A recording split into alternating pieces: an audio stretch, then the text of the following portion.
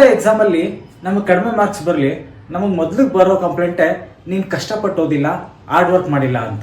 ಆದರೆ ಎಷ್ಟೊಂದು ಸಲ ಹಾರ್ಡ್ ವರ್ಕ್ ಮಾಡಿ ಓದಿ ಕೂಡ ನಮ್ಗೆ ಕಡಿಮೆ ಮಾರ್ಕ್ಸ್ ಬಂದಿರುತ್ತೆ. ಈ ಪ್ರಾಬ್ಲಮ್ಗಳನ್ನ ಫಿಕ್ಸ್ ಮಾಡೋದಕ್ಕೆ ಈ ವಿಡಿಯೋದಲ್ಲಿ 2 ಸ್ಟ್ರಾಟಜಿನ ಡಿಸ್ಕಸ್ ಮಾಡಿದ್ದೀನಿ. ಒಂದು ಸ್ಮಾರ್ಟ್ ಸ್ಟಡಿ ಮೆಥಡ್, ಇನ್ನೊಂದು 50-50 ಮೆಥಡ್ ಅಂತ. ವಿಡಿಯೋನ ಸ್ಕಿಪ್ ಮಾಡದೆ ಕೊನೆ ತನಕ ನೋಡಿ. ವಿಡಿಯೋ ಸ್ಟಾರ್ಟ್ ಮಾಡೋಣ ಬನ್ನಿ. ನಾವು ಕ್ಲಾಸಲ್ಲಿ ಜಾಸ್ತಿ ಮಾತಾಡ್ತಿರಲ್ಲ, ಯಾವುದೇ ಆ್ಯಕ್ಟಿವಿಟಿಯಲ್ಲಿ ಪಾರ್ಟಿಸಿಪೇಟ್ ಮಾಡ್ತಿರಲ್ಲ, ಕಷ್ಟಪಟ್ಟು ಓದ್ತಾ ಇರ್ತೀವಿ. ಆದರೆ ಆ ಕಡೆ ಇನ್ನೊಬ್ಬ ಎಲ್ಲ ಆ್ಯಕ್ಟಿವಿಟಿಯಲ್ಲೂ ಪಾರ್ಟಿಸಿಪೇಟ್ ಮಾಡ್ತಿರ್ತಾನೆ, ಅವನು ಹಾರ್ಡ್ ವರ್ಕ್ ಮಾಡ್ತಾ ಇದ್ದಾನೆ ಅಂತ ಅನ್ನಿಸ್ತಿರಲ್ಲ. ಆದರೆ ಅವನಿಗೆ ನಮ್ಮಷ್ಟೇ ಮಾರ್ಕ್ಸು ಅಥವಾ ನಮಗಿಂತ ಹೆಚ್ಚು ಮಾರ್ಕ್ಸು ಎಕ್ಸಾಮಲ್ಲಿ ಬರ್ತಾ ಇರುತ್ತೆ. ಯಾಕೆ ಗೊತ್ತಾ?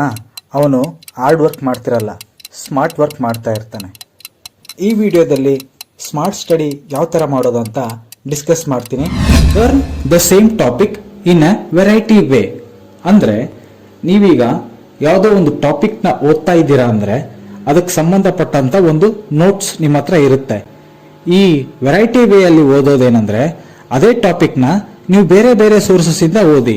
ಫಾರ್ ಎಕ್ಸಾಂಪಲ್ ಟೆಕ್ಸ್ಟ್ ಬುಕ್ ಆಗಿರಲಿ, ಮತ್ತು ನಿಮ್ಮ ಕ್ಲಾಸ್ನ ನೋಟ್ಸ್ ಆಗಿರಲಿ, ಇಲ್ಲ ಅದಕ್ಕೆ ಸಂಬಂಧಪಟ್ಟಂತಹ ರಿಲೇಟೆಡ್ ಆಗಿರೋ ವಿಡಿಯೋಸ್ಗಳನ್ನ ನೋಡಿ.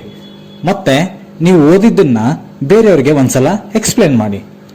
ಒಂದೇ ಟಾಪಿಕ್ನ ಬೇರೆ ಬೇರೆ ಸೋರ್ಸಸ್ಸಿಂದ ಓದೋದ್ರಿಂದ ಆ ಟಾಪಿಕ್ ಬಗ್ಗೆ ನಮಗೆ ಹೆಚ್ಚಾಗಿ ಇನ್ಫಾರ್ಮೇಶನ್ ಸಿಗುತ್ತೆ. ಒಂದು ಟಾಪಿಕ್ ಮೇಲೆ ಹೆಚ್ಚಾಗಿ ಇನ್ಫಾರ್ಮೇಶನ್ ನಮಗೆ ಸಿಕ್ಕಷ್ಟು ನಮಗೆ ಬೇಗನೆ ಅರ್ಥ ಆಗುತ್ತೆ. ಈ ವಿಡಿಯೋದಲ್ಲಿ ಡಿಸ್ಕಸ್ ಮಾಡ್ತಿರೋ ನೆಕ್ಸ್ಟ್ ಇಂಪಾರ್ಟೆಂಟ್ ಟಾಪಿಕ್ ಅಂದರೆ ಟೆಸ್ಟ್ ಯುವರ್ ಸೆಲ್ಫ್. ಅಂದರೆ ನಾವು ರೆಗ್ಯುಲರ್ ಆಗಿ ಟೆಸ್ಟ್ ತಗೋತಾ ಇರಬೇಕು. ರೆಗ್ಯುಲರ್ ಆಗಿ ಟೆಸ್ಟ್ ತಗೊಳ್ಳೋದು ಯಾಕೆ ಇಂಪಾರ್ಟೆಂಟ್ ಅಂದರೆ, ಈಗ ನಾವು ಏನೋ ಒಂದು ಓದಿರ್ತೀವಿ, ಇದು ಆನ್ಸರ್ ನನಗೆ ಗೊತ್ತಿದೆ, ತುಂಬ ಚೆನ್ನಾಗಿ ಗೊತ್ತಿದೆ ಅಂತ ಹೇಳಿ ಅಂದ್ಕೊಂಡು ಸುಮ್ಮನೆ ಆಗ್ಬಿಟ್ಟಿರ್ತೀವಿ. ಬಟ್ ಎಕ್ಸಾಮ್ ಹಾಲಲ್ಲಿ ನಾವು ಕೂತ್ಕೊಂಡಾಗ ಒಂದೊಂದ್ಸಲ ಅದು ಆನ್ಸರ್ ನಮಗೆ ಬೇಗ ನೆನಪಾಗೋದಿಲ್ಲ, ನಾವು ಅಂದ್ಕೊಂಡಷ್ಟು ಅಲ್ಲಿ ಆನ್ಸರನ್ನು ಬರೆಯೋಕ್ಕಾಗೋದಿಲ್ಲ. ಈ ಥರ ಪ್ರಾಬ್ಲಮ್ನ ನಾವು ಅವಾಯ್ಡ್ ಮಾಡೋದಕ್ಕೆ ನಾವು ರೆಗ್ಯುಲರ್ ಆಗಿ ಟೆಸ್ಟ್ ಮಾಡ್ಕೊತಾ ಇರಬೇಕು. ನಾವು ರೆಗ್ಯುಲರ್ ಆಗಿ ಟೆಸ್ಟ್ ಮಾಡ್ತಾ ಇದ್ರೆ ಒಂದು ಅರ್ಧ ಗಂಟೆನೋ 1 ಗಂಟೆನೋ ನೀವು ಓದಿದ್ದನ್ನೆಲ್ಲ ನೀವೇ ಕ್ವಶನ್ ಪೇಪರ್ ರೆಡಿ ಮಾಡಿಕೊಂಡು ಒಂದೇನು ಓದಿರ್ತಿರಲ್ಲ ಅವನೇನ question number 1, question number 2, question number 3 ಅಂತ ನೀವೇ ಕ್ವಶನ್ಗಳು ಹಾಕೊಂಡು ನೀವೇ ಟೆಸ್ಟ್ ಮಾಡಿಕೊಂಡು ನೀವೇ ಆನ್ಸರ್ಗಳನ್ನ ಬರೆದ್ರೆ ಆಗ ಎಷ್ಟು ಅರ್ಥ ಆಗಿದ್ದನ್ನ ನಾನು ಎಷ್ಟು ಇಂಪ್ಲಿಮೆಂಟ್ ಮಾಡಿದ್ದೀನಿ ಅಂತ ನಿಮಗೆ ಒಂದು ಕ್ಲಾರಿಟಿ ಸಿಗುತ್ತೆ. ನೆಕ್ಸ್ಟ್ ಪಾಯಿಂಟ್ ಬಂದ್ಬಿಟ್ಟು make your own notes. Make your own notes ಅಂದರೆ ನೀವೇನು ಪ್ಯಾರಾ ಗಟ್ಲೆ ಬುಕ್ ಗಟ್ಲೆ ನೋಟ್ಸ್ಗಳು ಬರೆಯೋ ಅವಶ್ಯಕತೆ ಇಲ್ಲ. ಕೂತ್ಕೊಂಡು ಯಾವುದೋ ಒಂದು ಟಾಪಿಕ್ನ ಓದಿರ್ತೀರಾ, ಅದನ್ನು ಓದೋದಾದ್ಮೇಲೆ ಇವಾಗ ನಿಮ್ಮನ್ನೇ ನೀವು ಸೆಲ್ಫ್ ಟೆಸ್ಟ್ ಮಾಡಬೇಕು ಅಂತ ಅದನ್ನು ಒಂದು ಕಡೆ ಕೂತ್ಕೊಂಡು ಸಮರೈಸ್ ಮಾಡಿ ಅದರಲ್ಲಿ ಬರೋ ಕೀ ಪಾಯಿಂಟ್ಸ್ನ ಬರೀತಿರಲ್ಲ, ಅದೇ ನಿಮ್ಮ ಓನ್ ಹ್ಯಾಂಡ್ ರಿಟನ್ ನೋಟ್ಸ್. ಈ ಥರ ಸಪ್ರೇಟಾಗಿ ಒಂದು ಹ್ಯಾಂಡ್ ರಿಟನ್ ನೋಟ್ಸ್ ನೀವು ಮೇಂಟೈನ್ ಮಾಡೋದ್ರಿಂದ ನೆಕ್ಸ್ಟ್ ಟೈಮ್ ನೀವು ಆ ಟಾಪಿಕ್ನ ಓದಬೇಕಾದ್ರೆ ಈ ಪಾಯಿಂಟ್ಸ್ಗಳು ಇರೋ ಒಂದು ನೋಟ್ಸು ನಿಮಗೆ ರಿವೈಸ್ ಮಾಡೋದಕ್ಕೆ ತುಂಬ ಹೆಲ್ಪ್ಫುಲ್ ಆಗಿರುತ್ತೆ ಮತ್ತು ತುಂಬ ಟೈಮ್ನ ಕೂಡ ಸೇವ್ ಮಾಡುತ್ತೆ. ಓದಿದ್ದು ಯಾವುದೂ ನೆನಪೇ ಇರಲ್ಲ, ಹಾಗಾದರೆ ಓದಿದ್ದೆಲ್ಲ ವೇಸ್ಟ್ ಅಲ್ವಾ? ಈ ಥರ ನೆನ್ಪಿಟ್ಕೊಳ್ಳೋದಕ್ಕೆ ಕಷ್ಟ ಆಗ್ತಾ ಇರೋ ಎಲ್ಲ ಲರ್ನರ್ಸ್ಗೆ ಒಂದು ಲರ್ನಿಂಗ್ ಮೆಥಡ್ ಬಗ್ಗೆ ಈ ವಿಡಿಯೋದಲ್ಲಿ ಎಕ್ಸ್ಪ್ಲೇನ್ ಮಾಡ್ತಾ ಇದ್ದೀನಿ. ಆ ಮೆಥಡ್ಡೇ 50-50 ಮೆಥಡ್. ಏನಿದ್ದು 50-50 ಮೆಥಡ್, ಅದರಿಂದ ಏನು ಯೂಸ್ ಇದೆ ಅಂತ ಈ ವಿಡಿಯೋದಲ್ಲಿ ಹೇಳ್ತೀನಿ.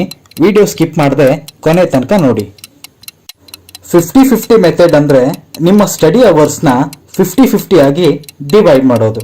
ಅಂದರೆ 1 ಅವರ್ ಓದ್ತಾ ಇದ್ದೀವಿ ಅಂದರೆ ಅದನ್ನ 30 ಮಿನಿಟ್ಸ್ ಆಗಿ ಡಿವೈಡ್ ಮಾಡ್ಕೊಳ್ಳೋದು.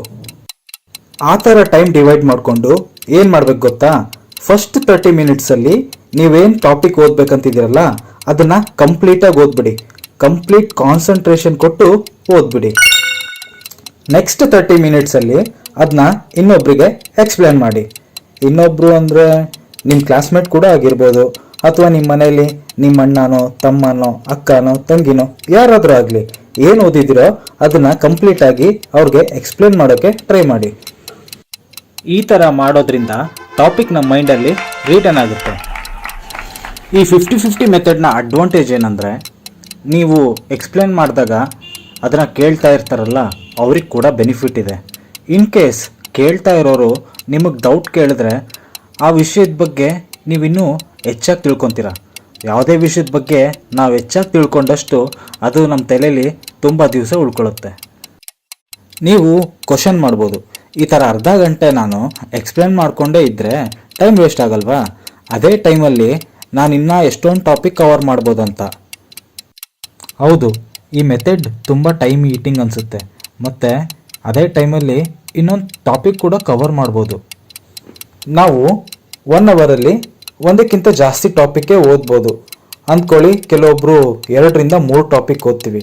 ಆದರೆ ನಾವು ಸೆಕೆಂಡ್ ಟಾಪಿಕ್ ಕಂಪ್ಲೀಟ್ ಮಾಡಿ ಥರ್ಡ್ ಟಾಪಿಕ್ಕಿಗೆ ಹೋಗೋ ಅಷ್ಟರಲ್ಲಿ ಫಸ್ಟ್ ಟಾಪಿಕ್ ನಮ್ಮ ಮೈಂಡಿಂದ ಲೈಟಾಗಿ ಫೇಡ್ ಆಗ್ತಾ ಇರುತ್ತೆ.